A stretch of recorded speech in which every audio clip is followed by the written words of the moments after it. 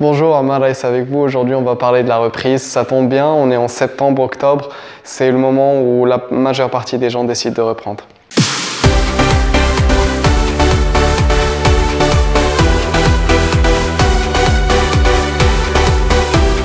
J'ai souvent cette question, elle est posée sur des formats différents. Les formats qui reviennent le plus souvent sont « Amar, ça fait très longtemps que j'ai fait du sport, aujourd'hui je veux reprendre, que me conseilles-tu » Ou bien « Amar, j'ai fait du sport, je viens de m'arrêter pour 3-4 semaines de vacances et là je reprends, j'ai l'impression d'avoir repris à zéro. » Okay.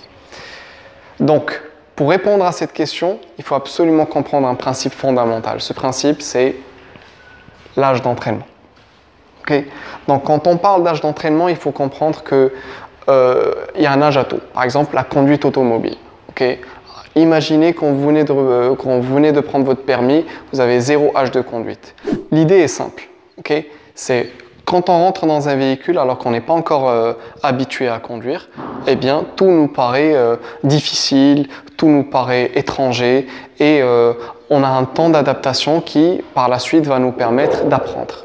Donc, on dit souvent cette chose, tant que vous montez dans un véhicule pour apprendre à conduire, vous n'êtes pas vraiment en train de vous transporter d'un point à l'autre, vous êtes toujours au stade d'apprentissage. Donc, pour l'entraînement, c'est à peu près la même chose. Okay. Donc, il faut comprendre que, dépendamment de votre âge d'entraînement, vous pouvez revivre une reprise d'une manière complètement différente. L'âge d'entraînement. Si on devait le mettre sur une équation, pas pour faire un truc compliqué, hein, c'est extrêmement simple, faut pas croire qu'on est en train de réinventer le monde. Donc, l'âge d'entraînement, c'est le nombre de contractions. Exemple, ça c'est une contraction, ça c'est une contraction, ça c'est une contraction. Nombre de contractions fois la fréquence. La fréquence, c'est est-ce que je fais ça une fois par semaine ou je fais ça 5 fois par semaine. Okay. Divisé par le temps. Le temps, c'est est-ce que j'ai fait ça pendant 10 mois ou j'ai fait ça pendant 5 ans. Okay. Donc, pour déterminer cet âge, c'est une manière assez simplifiée, okay, de pouvoir avoir une idée, non pas qu'on a besoin d'un chiffre précis, mais d'avoir une idée de où est-ce qu'on en est quand on parle d'âge d'entraînement. Alors, c'est hyper important parce que quand on dit la contraction, qu'est-ce qu'une contraction? Je l'ai expliqué tout à l'heure, mais elle découle naturellement, la contraction découle naturellement d'un entraînement structuré. Alors, c'est là où je vais être un peu plus précis. Un entraînement structuré, ce n'est pas juste une activité physique. Okay. Donc, si vous allez en salle de sport faire quelques cours collectifs, aujourd'hui vous allez être sur le vélo, en cours collectif, demain vous allez être en train de faire un cours de renforcement collectif, et ainsi de suite, et demain vous êtes sur le plateau de muscu. Non. Alors, je ne parle pas quand les gens, s'il vous plaît, très sérieux là, ok? Je ne parle pas de votre âge d'abonnement. Okay? Il y a des gens qui sont abonnés pendant 10 ans à différentes salles, okay? Qui vont passer 1 an ici, 2 ans là, et ainsi de suite, et qui y vont de temps en temps, qui touchent un peu, qui te disent « Ah, j'ai fait un peu de musculation, j'ai fait… » Ce n'est pas ça un âge d'entraînement. Okay? Un âge d'entraînement, c'est le temps passé à faire une activité structurée. Okay? Dans cette activité structurée, il y a 2 types. Il y a du spécifique, il y a du général. Alors pour le spécifique, ça peut être un sport carrément, ça peut être du judo, de la natation, du foot, et quand je dis du foot, c'est du foot en club, hein, pas avec les copains.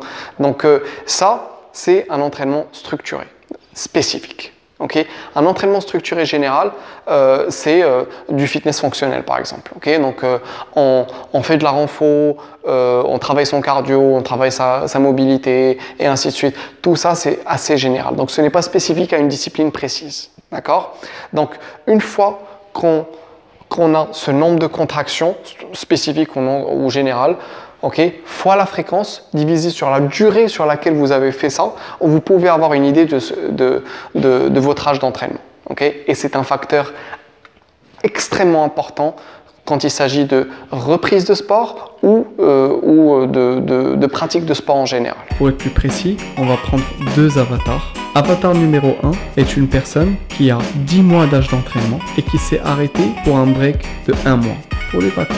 Cette personne vient juste de s'arrêter 10% de son âge d'entraînement, ce qui est énorme. Non pas qu'il faille pas, mais il faut quand même prendre ça en considération lors de la reprise. Avatar numéro 2. Cette personne a 5 ans d'âge d'entraînement. Elle s'est arrêtée aussi pour un break de 3 mois. Cette personne s'est arrêtée beaucoup plus que Avatar numéro 1. Mais cette personne ne s'est arrêtée que 5% de son âge d'entraînement.